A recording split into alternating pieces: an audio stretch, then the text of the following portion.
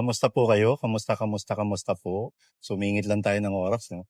Tulad ng dati laging meeting anyway. Nakakadalawang araw na ang isinagawang interview ng Judicial and Bar Council para sa mga aplikante sa Ombudsman. Unang isinalang sina dating Commission on Audit Chairman at ngayon Philippine Competition Commission Chairperson Mike Aguinaldo. Isinalang din sina DILG Undersecretary Romeo Beites, Attorney Joey Caronche Vestido, Cebu City Court of Appeals Associate Justice Bautista Corpin, and Philippine Postal Corporation Chairman Stephen Cruz. Nangyari ito ang unang interview nung nakalipas na Huwebes, August 28. Nitong Biyernes naman, August 29, kahapon, sumalang din sa interview ang iba pang aplikante tulad ni na Sandigan Bayan, Presiding Justice Geraldine Faith Ekong, Commission on Human Rights Beda Epres, Supreme Court Associate Justice Samuel Gaerlan at ang kabarilan ni dating Pangulong Noynoy Aquino na si dating Bureau of Internal Revenue Chief Kim Jacinto Inares. Ngayong Lunes, sa darating na Monday, September 1, isasalang naman sina Annalisa Logan, Deputy Executive Secretary ng Office of the President, gayon din si Supreme Court Retired Associate Justice Mario Lopez, Attorney Melvin Matibag ng PDP Laban, Associate Justice Michael Frederick Musngi, at sa September 2 ay nakasalang sa interview sina Justice Secretary Boying Rimulya, Retired Judge Felix Reyes ng Philippine Charity Sweepstakes Office, Presiding Judge Jason Rodenas ng Daraga Albay at si Retired Judge Benamin Torgano ng Regional Trial Court.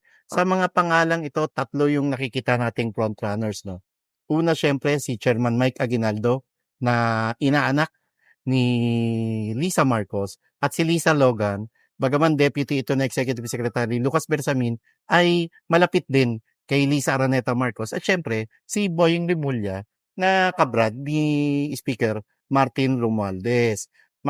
Very controversial dito, maliban kay Boying, si Judge Felix Reyes na naisangkot sa 38 missing sa Bongeros kung saan sinabi ng testigong si ah, Julie Padidongan alias Don Patidongan alias Katotoy na si Judge Reyes daw noong judge pa ito sa Marikina ang taga-ayos sa lahat ng kaso ni Atong Ang mula sa Pitmaster. Anyway, sumentro yung katanungan sa interview sa nakalipas na 2 days interview ng GBC sa mga aplikante hinggil sa kung dapat bang isapubliko ang Statement of Assets and Liabilities Network ng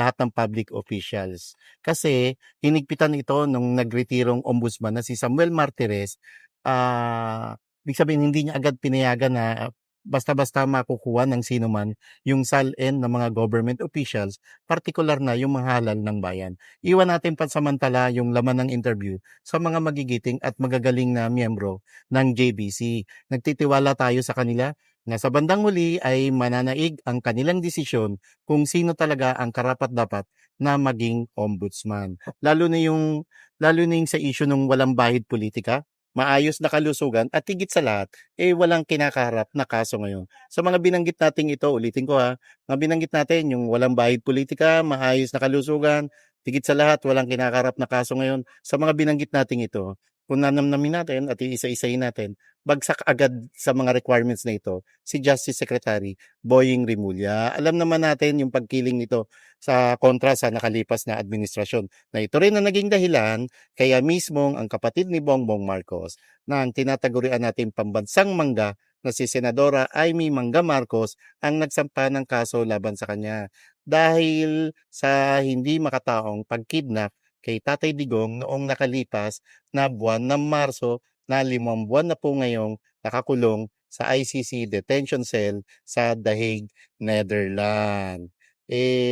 Katakataka lang talaga kung bakit naisama ang pangalan ni Remulla sa mga aplikante sa ombudsman, gayong basic requirements po na kinakailangan meron silang ombudsman clearance at ito ay wala hanggang sa ngayon ang isang Boying Rimulya. Idagdag pa natin yung issue ng kalusugan. Aminin o hindi ni Rimulya, may health issue sa kanya na isa rin sa requirements para maging ombudsman. 7 taon po na fixed term ang pagiging ombudsman. 7 taon na dapat ay wala siyang kinikilingan at walang bahid politika ang kanyang pamamahala. 7 taon na dapat ay physically and mentally fit to work siya para maging ombudsman. Kung wala nito ang Remulla, bakit kasama pa siya sa isasalang sa job interview? Nung nagretiro si Martires noong July 27, ang itinalaga ni Marcos Jr.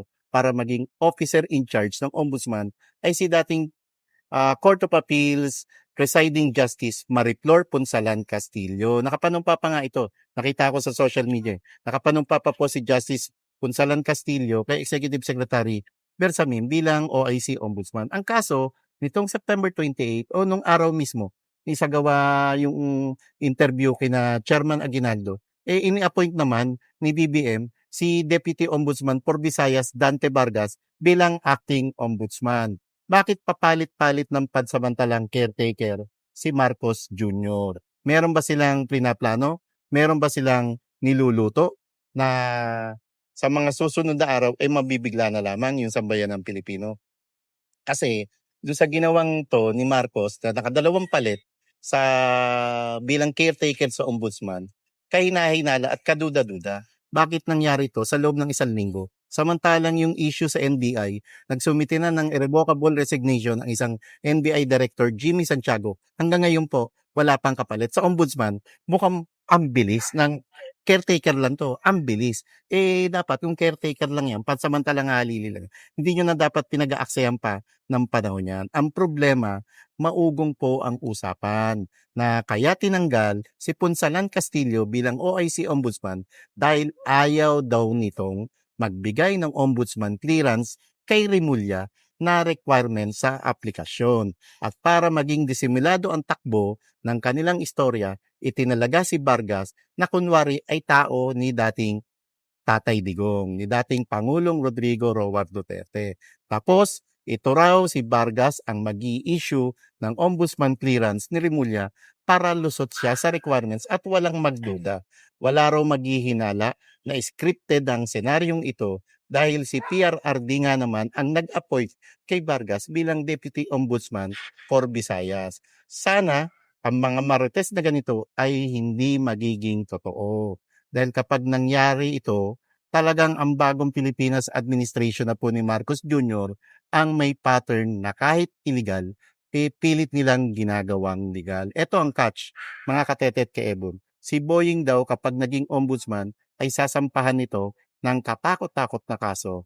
Si Vice President Sara Duterte, gayon din sina Congressman Pulong Duterte at si Davao City Acting Mayor Baste Duterte. Talagang gagamitin ang Office of the Ombudsman upang babuyin at gipitin ang mga Duterte lalo't na pornada ang plano ng administrasyong ito na mapa-impeach si Vice President Sara Duterte. Ang catch pa, kapag nagretiro raw si Supreme Court Chief Justice Alexander Gesmundo sa darating na taong 2027 ay si Remulla naman ang papalit bilang Chief Justice. Ang lahat ng ito ay usap-usapan pa lang naman. No? Sasabihin na nating Marites. Pero ito yung Marites na ngayon pa lang ay marami na ang nananalangin na sana hindi ito mangyari dahil lalo lamang pong magiging kawawa ang Pilipinas. Dahil dyan, ito po ang Tiyop ni Puri na nag-iiwan uli sa inyo ng pansamantalang paalam. Sayonara at adios mga amigos. Mag-ingat po lahat. God bless everyone. Thank you Lord. Like, share, and subscribe po please. Thank you.